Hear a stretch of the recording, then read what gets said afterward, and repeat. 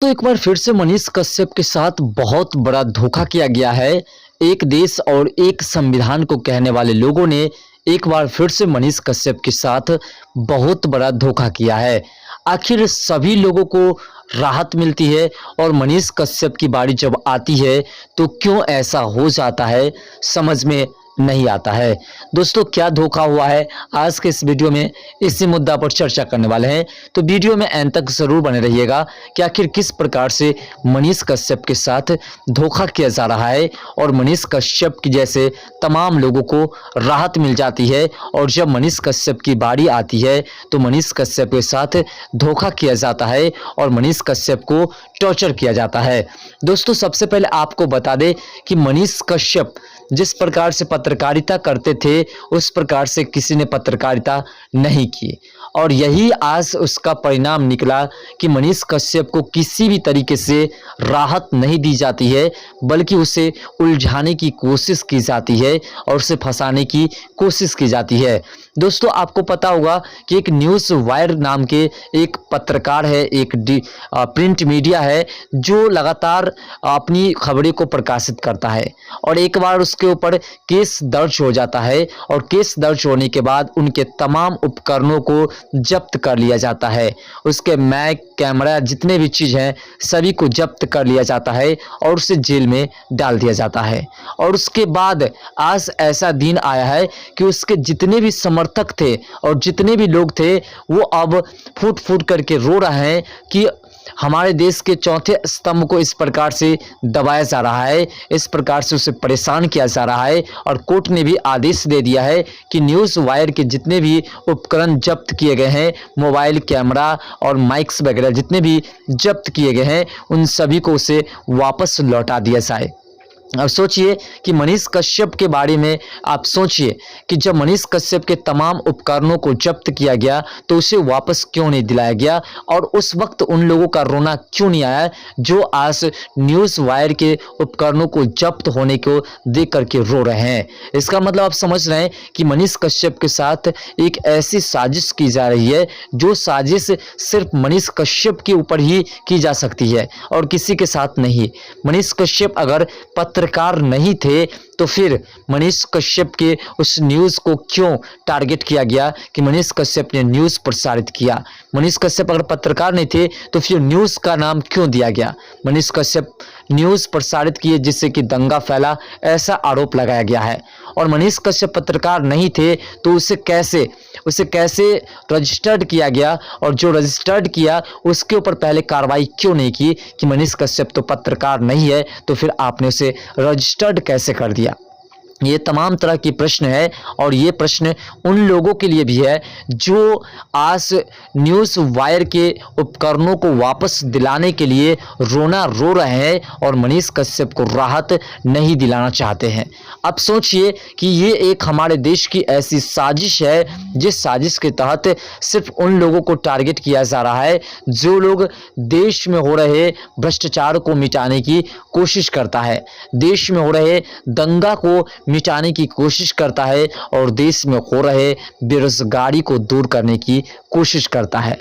खासकर बिहार की जब बात आती है तो बिहार में सरकार उन लोगों को टारगेट करती है जो लोग वैसे कार्य करते हैं जिससे कि जनता का फायदा हो और सरकार उस फायदे को जनता तक नहीं पहुंचाते हैं।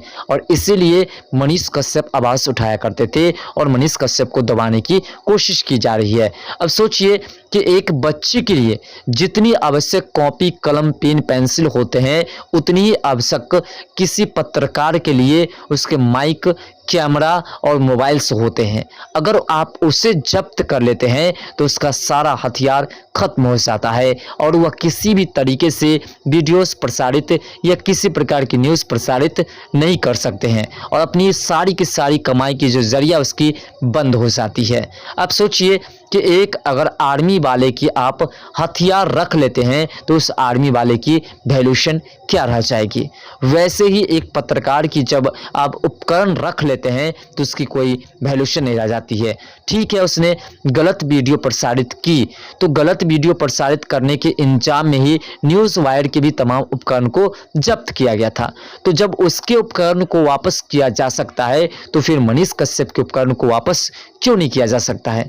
मनीष कश्यप तो जेल में है, मनीष कश्यप के ऊपर एनएसए लगा है और ऐसे कई पत्रकार जिसने गलत रिपोर्टिंग की, जिसकी वजह से कई सारे लोगों की जान चली गई, लेकिन उसके ऊपर कार्रवाई नहीं हुई और मनीष कश्यप के ऊपर एनएसए लग गया।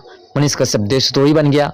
मनीष कश्यप देशद्रोही कैसे बना, इसे आज तक किसी ने सिद्ध नहीं कर पाया, वो सरकार हो या प्रशासन हो या फिर कोर्ट स्वयं क्यों ना हो। तो जब सिद्ध नहीं कर पाया तो फिर कैसे मनीष कश्यप देशद्रोही हो सकता है? आप उस किसी के ऊपर एनएसए लगा दीजिए बिना कहे, बिना सोचे, बिना समझे, जो कि व्यक्ति बेगुनाह हो, एनएसए लगा दीजिए। ऐसा तो नहीं चलता है। मणिपुर में हिंसा फैलाने वाले उन तमाम लोगों को किस प्रकार से सुप्रीम कोर्ट ने राहत दे दी, किस प्रकार से न्यूज़ वायर के तमाम उपकरणों को, जब्त उपकरणों को किस प्रकार से अभी दिल्ली के कोर्ट द्वारा, दिल्ली के हाई कोर्ट द्वारा कैसे राहत दे दी गई और कह दी गई कि उनके तमाम उपकरणों को वापस कर दी जाए और उससे भी राहत मिलनी चाहिए। लेकिन मनीष कश्यप को किसी प्रकार की कोई राहत नहीं मिल रही है, न ही उसके उपकरण को वापस की जा रही है, जिससे कि अगर मनीष कश्यप जेल से बाहर नहीं निकलते हैं तो ये तमाम लोग जो मनीष कश्यप के न्यूज़ पोर्टल पर काम करते हैं, न्यूज़ चैनल पर काम करते हैं, उन लोगों द्वारा उनके परिवार को आर्थिक रूप से मदद मिल सके। मनीष कश्यप के अकाउंट में 42 लाख रुपए मिले तो उसे भी जब्त कर दिया गया है। लेकिन इतने भी बड़े बड़े पत्रकार जिनके अकाउंट में करोड़ों करोड़ों रुपए निकलते हैं, उसके अकाउंट को सील नहीं की जाती है क्योंकि उनका पैसा लीगल है। और मनीष कश्यप के अकाउंट में 42 लाख रुपए थे तो वो इनलीगल हो गए और उसके ऊपर कार्रवाई कर दी गई, उसके पैसे को जब्त कर दी गई। जब्त इसलिए की गई जिससे कि मनीष कश्यप के परिवार वाले उन पैसे का यूज कर मनीष कश्यप को जेल से बाहर ना निकलवा ले, मनीष कश्यप को किसी भी तरीके से आर्थिक रूप से मदद ना मिले, इसलिए मनीष कश्यप के उस पैसे को जब्त कर ली गई। दोस्तों, कहीं ना कहीं हमारे देश में एक संविधान और एक देश की जो नीति चल रही है, इसमें उन्हीं लोगों को राहत मिलती है जिनकी पहुंच होती है और जिनके पास पैसे होते हैं। लेकिन जो सच्चाई पर चलते हैं, जिनके पास कोई विशेष पहुंच नहीं होती है और जिनके पास विशेष पैसे नहीं होते हैं, उन लोगों को राहत कभी नहीं मिलती है।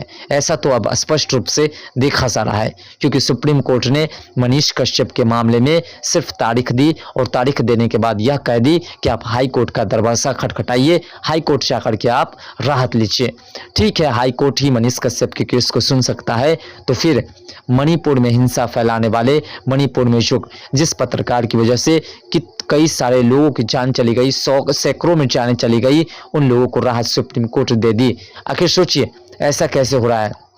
कहीं ना कहीं ये हमारे देश की संविधान सिर्फ पैसों वाले की सुनते हैं और पहुंच वाले की सुनते हैं और उन लोगों की नहीं सुनते हैं जो लोग पैसे से कमज़ोर हैं, जिनकी पहुंच मजबूत नहीं है और जो लोग आर्थिक रूप से कमज़ोर हैं। दोस्तों, मनीष कश्यप को राहत मिलनी चाहिए, मनीष कश्यप के उपकरण को वापस करनी चाहिए या नहीं करनी चाहिए, और हमारे देश में जो संविधान चल रहा है किस आधार पर चल रहा है, आपको क्या लगता है? कमेंट सेक्शन में अपना राय भी जरूर दीजिएगा। तो दोस्तों, मिलते हैं नेक्स्ट वीडियो के साथ, तब तक के लिए बाय। जय हिंद, जय भारत, जय बिहार, जय मिथिला, जय सनातन।